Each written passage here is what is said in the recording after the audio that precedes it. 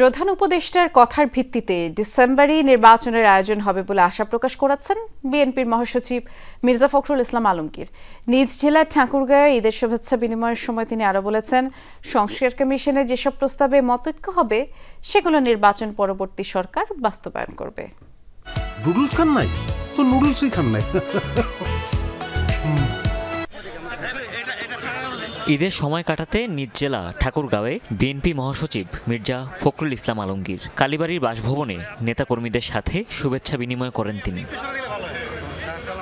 প্রধান উপদেষ্টার কথার ভিত্তিতে ডিসেম্বরেই নির্বাচন হবে বলে আশা প্রকাশ করেন বিএনপি মহাসচিব।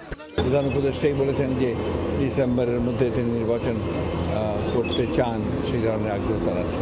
মতের ঐক্য হবে, সেগুলো সামনে নিয়ে আপনার নির্বাচন হবে, চার্টার অফ রিফর্মস একটা তৈরি হবে, সেটা একটাই আপনার রাজনৈতিক দলগুলো স্বাক্ষর করবে এবং যারা নির্বাচিত হবেন তারা সেই সংস্কারগুলোকে তারা ইমপ্লিমেন্ট করবেন।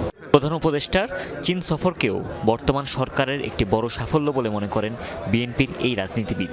জানান, বিগত সরকারের আমলে চীনের সাথে একটি দলের একতরফা যে সম্পর্ক গড়ে উঠেছিল, সরকার পতনের পর সেই ভাবনায় পরিবর্তন এসেছে।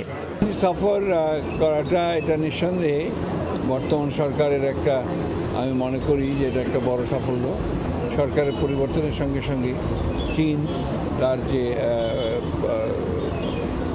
চিন্তাভাবনাগুলো পরিবর্তন করেছে, চীন এখন প্রায় সবগুলো রাজনৈতিক দলের সঙ্গেই কথাবার্তা বলছে।